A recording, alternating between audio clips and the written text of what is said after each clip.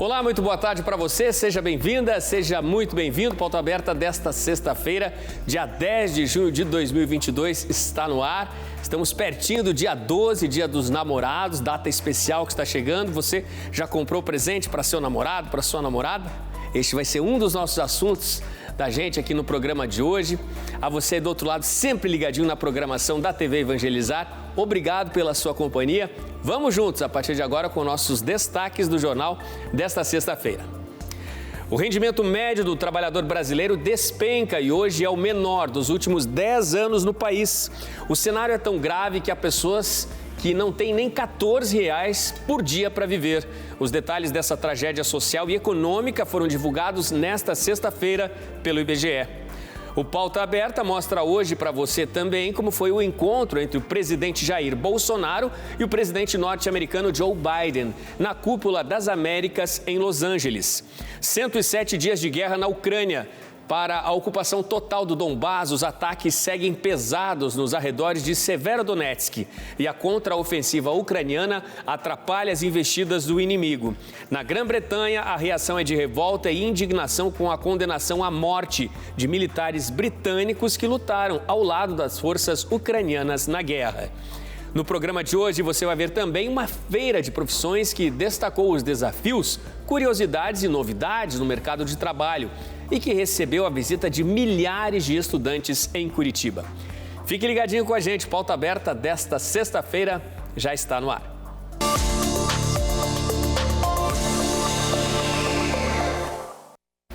O rendimento médio do trabalhador brasileiro é o menor dos últimos 10 anos. Há pessoas hoje no país que têm menos de R$14 por dia para viver. Os números dessa tragédia econômica e social foram divulgados hoje pelo IBGE.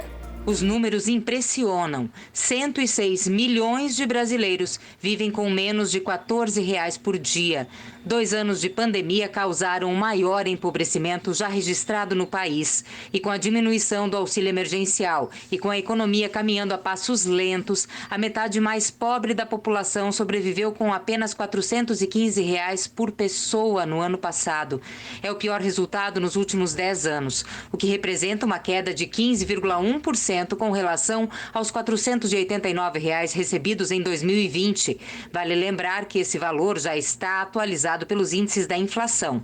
Os dados são da Pesquisa Nacional por Amostras de Domicílio Contínua, a PNAD, 2021. Com a diminuição do auxílio emergencial tanto no valor quanto no número de pessoas beneficiadas, as perdas foram drásticas nas regiões Norte e Nordeste, onde a transferência de renda teve papel fundamental para a subsistência de grande parte da população na pandemia. Os 50% mais pobres do Nordeste sobreviveram com R$251 mensais, ou seja, R$8,37 diários por pessoa da família no ano passado, o que representa a redução de 23% se comparado a 2020. No Norte, a renda média da metade mais vulnerável foi de R$281 mensais no ano passado, ou seja, R$9,37 diários, sendo 19,9% a menos que no ano anterior. O quadro é ainda mais drástico entre os mais pobres de todo o país. Em 2021, o país tinha 10.635.000 pessoas sobrevivendo com apenas 39 mensais por pessoa, ou seja, os 5% mais miseráveis da população tinham em média somente R$1,30 por pessoa por dia, considerando todas as fontes de renda possíveis. A renda dessa parcela miserável despencou 33,9% em relação a 2020. Na comparação com 2012, a perda de poder aquisitivo desses brasileiros foi de 48%. Ao levar em conta toda a população, o rendimento médio mensal real domiciliar per capita foi de R$1.353 no ano passado. Assim como no caso da metade mais pobre da população, é o valor mais baixo já visto na pesquisa iniciada em 2012, 6,9% menor que os R$1.454 estimados em 2020. Houve redução em todas as regiões, porém os mais baixos rendimentos foram registrados no Norte e no Nordeste. A região sul registrou o maior rendimento domiciliar per capita médio, com R$ 1.656. Especialistas explicam que o auxílio emergencial durante a pandemia amenizou a queda da renda em 2020 e 2021, mas o baque econômico vem agora como efeito dominó, o que afeta a renda de maneira generalizada em todo o país. E quem mais sofre é a maior parcela da população, que até para sobreviver tem dificuldade. É uma realidade muito triste, né? Enfrentada, imaginem só, por mais de 100 milhões de brasileiros. Muito triste mesmo. Em Brasília, um projeto que exige transparência na definição dos preços dos combustíveis foi aprovado esta semana pela Câmara dos Deputados. Quem tem os detalhes para a gente é a Cláudia Vicentim. Boa tarde, Cláudia. Olá, Odilon, uma ótima tarde para você e para quem acompanha o Pauta Aberta. É isso mesmo, a aprovação desse projeto envolve a liberação de acesso a dados sobre toda a cadeia que determina o preço dos combustíveis. É mais uma tentativa para conter a alta ou pelo menos entender como é formado esse preço final ao consumidor. O texto aprovado é um substitutivo do relator, deputado Arnaldo Jardim, para o projeto de lei de autoria do deputado Reginaldo Lopes. De acordo com o texto, o envio de informações alcançará ainda os produtores de biocombustíveis e etanol. Já a ANP informará mensalmente pela internet a composição dos preços médios ao consumidor nas capitais dos estados de 5 combustíveis: gasolina automotiva, óleo diesel, gás liquefeito de petróleo, querosene de aviação e etanol hidratado. Segundo a proposta, as empresas deverão informar os valores médios de 11 parcelas integrantes dos preços ao consumidor dos combustíveis de sua responsabilidade. De acordo com o texto, o grupo que deixar de informar esses valores estará sujeito a multa de R$ 5.000 a R$ 1 milhão. Para o autor do projeto, a medida dará transparência à composição dos preços e provará a existência do que ele chama de prática de lucros excessivos. O deputado ainda culpa a dolarização dos preços dos combustíveis pelas altas recentes. A proposta ainda será enviada ao Senado, Odilon. No Amazonas, as buscas pelo indigenista Bruno Pereira e pelo jornalista britânico Dom Phillips continuam. Desde ontem, o governo do Brasil tem sido pressionado por protestos mundo afora e por organizações internacionais para intensificar as buscas. As acusações vindas de entidades internacionais apontam que o governo federal não estaria fazendo o necessário para encontrar a dupla que está desaparecida desde domingo. Nos Estados Unidos, o ministro da Justiça do Brasil, Anderson Torres, se reuniu com a ministra do Reino Unido, Vicky Ford, para discutir os trabalhos de investigação sobre o desaparecimento do jornalista e do indigenista. Segundo Ford, o ministro brasileiro afirmou que as forças de buscas estão fazendo tudo o que pode ser feito. A ministra disse ainda que o Reino Unido está pronto para apoiar a operação. A Organização das Nações Unidas também se pronunciou. A alta comissária da ONU para os Direitos Humanos pediu hoje ao governo brasileiro que redobre os recursos e esforços disponibilizados nas operações de buscas. A porta-voz da agência criticou a demora do Estado para iniciar as buscas e afirmou que é obrigação do Estado proteger jornalistas e profissionais que trabalham na defesa dos direitos humanos. Hoje também a Articulação dos Povos Indígenas do Brasil afirmou ao Supremo Tribunal Federal que o governo não está fazendo o suficiente na busca pela dupla. Na petição, a entidade diz que, apesar de veicular publicamente que está trabalhando nesse sentido, o governo federal não está, de fato, empreendendo os esforços necessários. De acordo com o governo federal, as buscas continuam sendo feitas com helicópteros e barcos entre a comunidade de São Rafael e a cidade de Atalaia do Norte.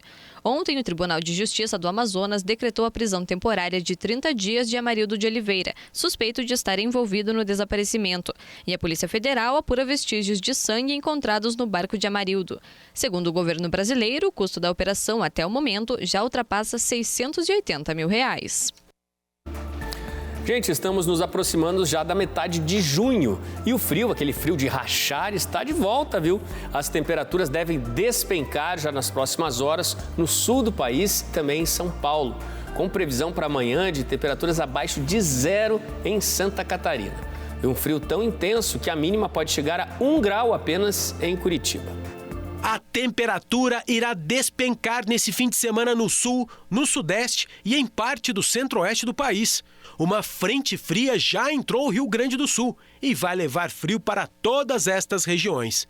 O Serviço de Meteorologia prevê a possibilidade de chuva na região metropolitana de São Paulo, Campo Grande, no Mato Grosso do Sul, e Sudoeste, no Mato Grosso, no sábado e no domingo também. Já para o sul, a possibilidade de chuva é menor. Certeza mesmo é de temperatura baixa, baixíssima. Tão baixa que amanhã e domingo o termômetro não irá passar de 15 graus em todo o estado do Paraná e também Santa Catarina. Entre as capitais, Curitiba tem a previsão de temperatura mais baixa no sábado, com a mínima ficando perto de 1 grau apenas. Na Serra Catarinense, a previsão é de temperatura negativa, de até menos 6 graus. Porém, a possibilidade de neve está quase descartada por causa da umidade e também dos ventos. Mas deve gear no fim de semana nos 3 estados do sul e também no Vale do Ribeira, em São Paulo, na divisa com o Paraná, e na Serra da Mantiqueira, também em São Paulo, na divisa com Minas Gerais. É muito frio de novo no sul, chegando que avança pelo sudeste e também pelo centro-oeste do país. E no outro extremo, no nordeste, em Pernambuco, as chuvas ainda castigam a região. É uma situação muito difícil no estado. A trégua da chuva aos pernambucanos só virá a partir deste domingo. Ainda há previsão de temporais para hoje e para amanhã. A Defesa Civil emitiu alerta ao município de Recife, onde pede para que 32 mil pessoas aproximadamente, moradores de áreas consideradas de risco, para que essas pessoas deixem as casas e procurem o quanto antes abrigo em lugares mais seguros. Por causa das chuvas, por dias seguidos na região, o solo está encharcado e as chances são maiores de novos deslizamentos de terra. A Prefeitura do Recife disse que continua com equipes de plantão 24 horas, hoje e amanhã. E o número para contato é o 0800 081 3400. Vou repetir esse número, 0800 081 3400. Os meteorologistas alertam ainda sobre chances de temporais em outros estados brasileiros, numa área do Amapá até o Mato Grosso do Sul, o que deve aliviar as temperaturas nessas regiões do país. Agora, no mês de junho, o arcebispo metropolitano de Curitiba, Dom José Antônio Peruso, realizou visitas a entidades e comunidades da região de Curitiba para celebrar Corpus Christi. O pátio do Pequeno Cotolengo, em Curitiba, ficou pequeno, com tanta gente esperando para a procissão de Corpus Christi. Eu cheguei aqui, estava faltando 5 minutos para as 6 horas. E não foi só a senhora que chegou cedo. A banda do Batalhão da Polícia Militar do Paraná também, com muita música. Os tapetes, todos confeccionados pelos moradores, voluntários e de quem trabalha aqui, e foram colocados na frente de todos os lares. Esse momento vai ser um momento de muita fé, de peregrinação, visitando cada casa, cada lar, cada morador, para que eles possam ter a possibilidade de receber esta bênção tão especial. E é isto que nós queremos neste dia tão especial que o Santíssimo nos visita. E ele veio e a procissão começou.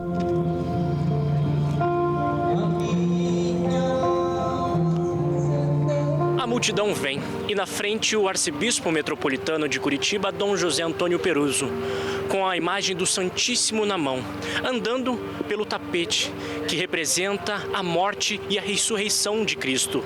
400 metros de tapete, com só um objetivo: agradecer. Cerca de 250 pessoas moram aqui, pessoas com deficiências múltiplas, de todas as idades, que foram abandonadas por suas famílias, sofreram maus tratos ou viviam em situação de risco. Mesmo sem poder ir muito longe, da frente de casa mesmo, um olhar que fazia tanto tempo que não registrava um momento como esse. Qual que é esse sentimento de estar participando, de estar caminhando por aqui? Sentimento de amor, de carinho, esperança. E na capela Nossa Senhora do Rosário, a bênção. E aqui seja uma fonte de bênçãos. Como eles não podem ir até lá, o Cristo Eucarístico veio até aqui. É esse o sentido. Essas visitas da Eucaristia a esses centros, de alguma maneira, está todos os dias a recordar a nós mesmos que a maior verdade humana é a nossa fragilidade.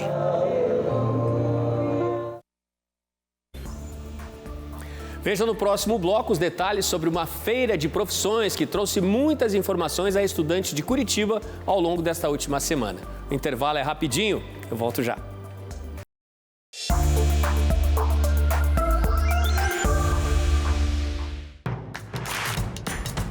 Não perca mais nenhum vídeo da TV Evangelizar. Inscreva-se agora.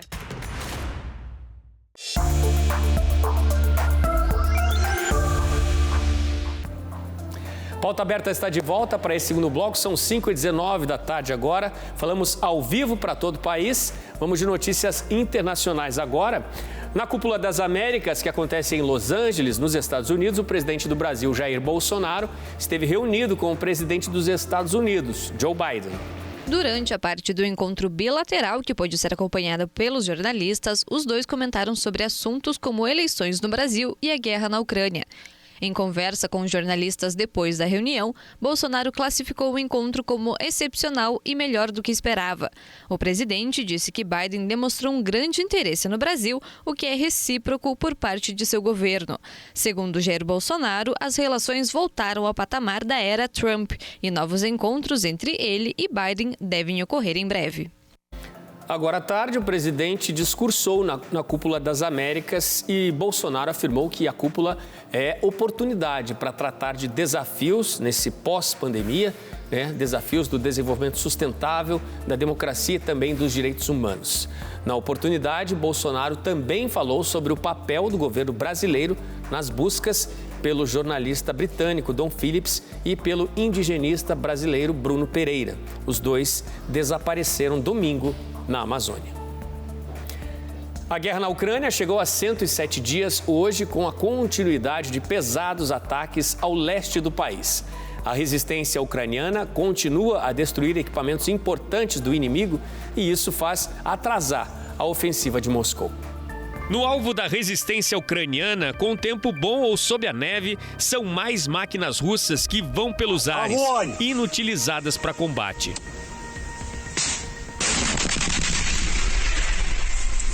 Hoje, vários equipamentos dos russos foram destruídos na província de Donetsk.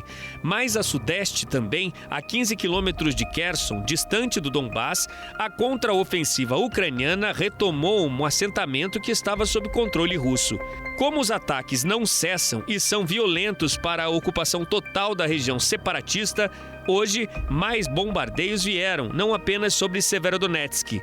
Mísseis e bombas russas atingiram também as cidades de Lysychansk, Voronovo, Toshkovka e Gorskoy.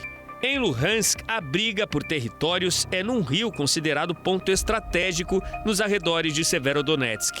De acordo com o Ministério da Defesa ucraniana, os russos avançam para destruir o Estado ucraniano no Donbás e garantir por imposição um governo local. Severodonetsk continua a ser hoje o principal campo de batalha nesta guerra sem fim. Também na região do Donbás, a condenação à morte de 2 fuzileiros britânicos pelos russos por terrorismo, porque lutavam ao lado das forças ucranianas pela defesa do país invadido, causou indignação do outro lado da Europa, na Grã-Bretanha. Um militar marroquino também está condenado à morte, ao lado dos britânicos. Para o governo do Reino Unido, não há nenhuma legitimidade nas condenações. Seriam fuzileiros, que estariam inclusive protegidos pela Convenção de Genebra. Sergei Lavrov, o ministro das Relações Exteriores russo, confirma que os militares cometeram crimes de guerra, sem especificar que crimes teriam sido cometidos. Para a Anistia Internacional, não passou de um julgamento grotesco. De acordo com o Kremlin, o julgamento seguiu as leis da República Popular de Donetsk, província agora reconhecidamente independente, de acordo com o governo da Rússia. Para o governo ucraniano, os militares britânicos, agora condenados, estão sendo usados pelo Kremlin para ampliar negociações com o Reino Unido em troca de benefícios em meio ao conflito.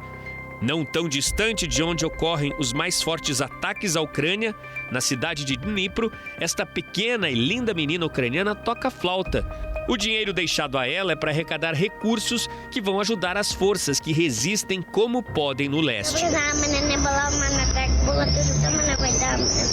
As rápidas frases, o entusiasmo da pequena ucraniana, de nome Solomia, também revelam um pouquinho do que é a resistência no país, apesar de toda a dor e da violência dessa guerra.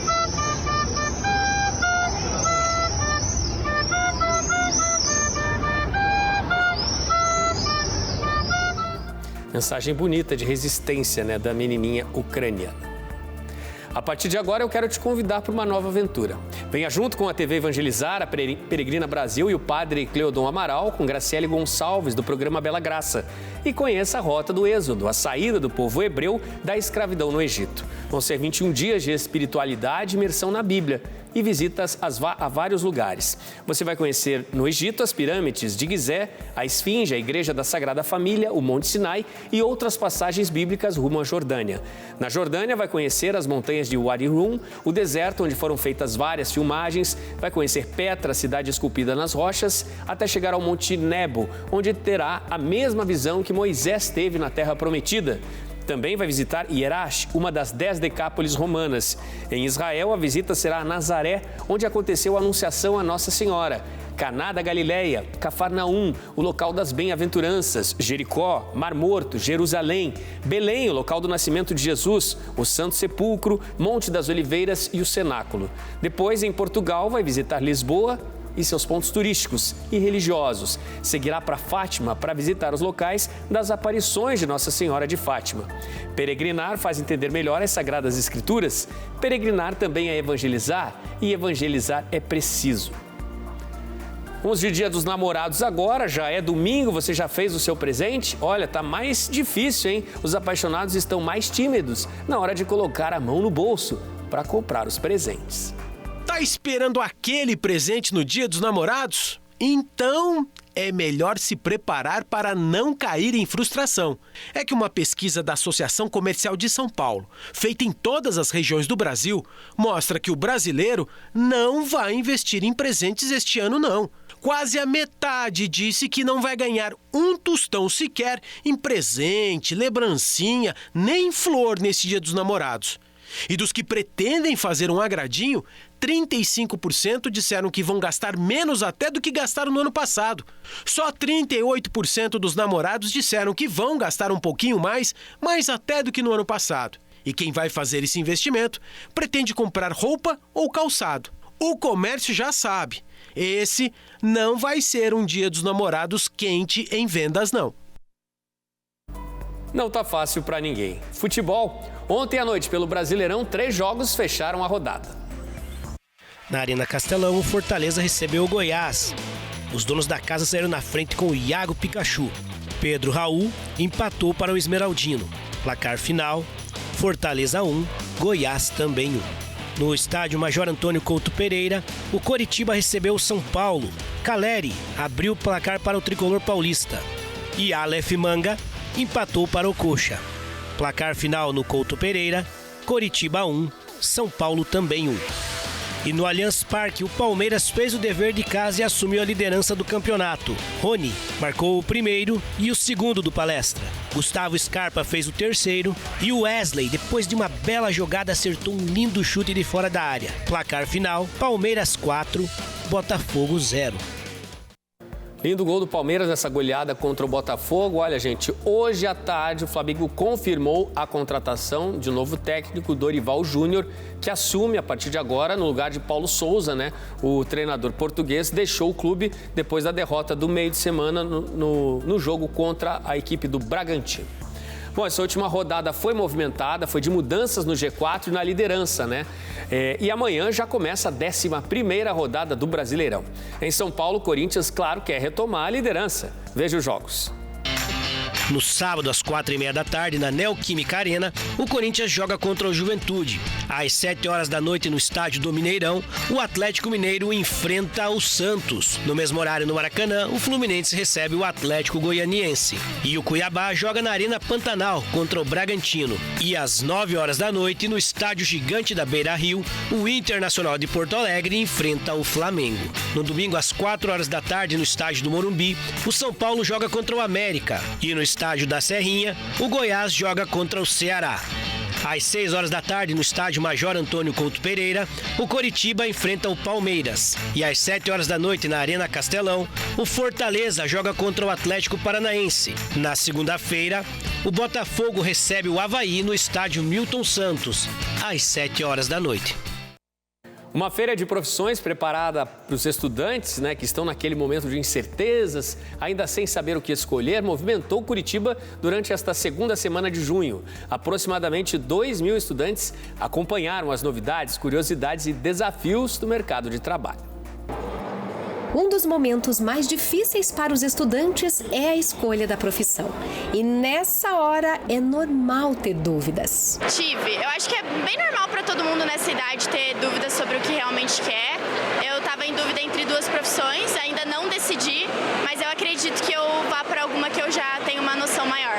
A dúvida sempre tem, né? Eu estava em dúvida entre o curso de oficiais para bombeiro da Federal, que é uma área que eu me identifiquei bastante, e com o curso de engenharia mecatrônica, porque eu sempre gostei me interessei sobre como funcionam as coisas eletrônicas. 60% dos jovens ainda estão indecisos. E para ajudá-los na escolha, esse colégio de Curitiba promove a Feira das Profissões, uma forma de auxiliar os estudantes a decidirem qual é o melhor caminho.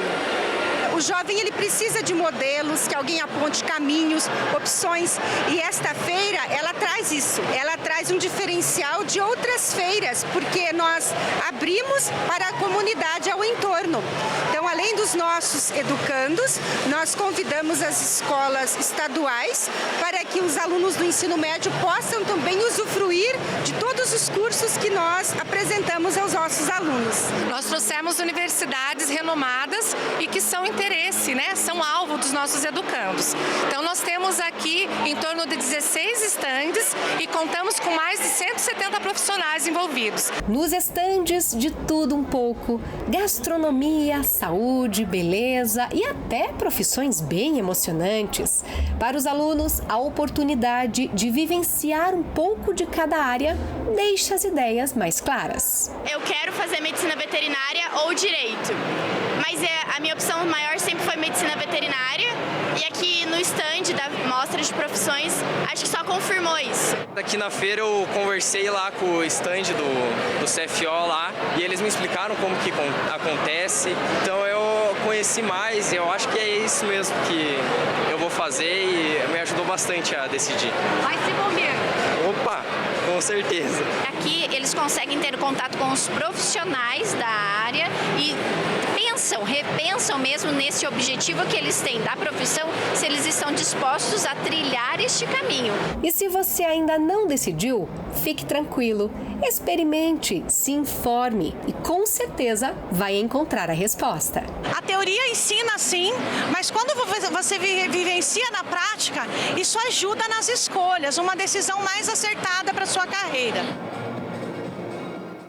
É isso aí, tá dado o recado, muito legal, uma feira que reuniu muita informação, orientação sobre o futuro das profissões e abriu os olhos dos estudantes, sobre que escolhas eles podem fazer. Depois desta notícia, a gente se despede. Muito obrigado pela sua companhia, ótimo finzinho de sexta-feira, excelente fim de semana para você. A gente tem novo encontro na segunda tarde, aqui no Pauta Aberta, na TV Evangelizar. Tchau, tchau.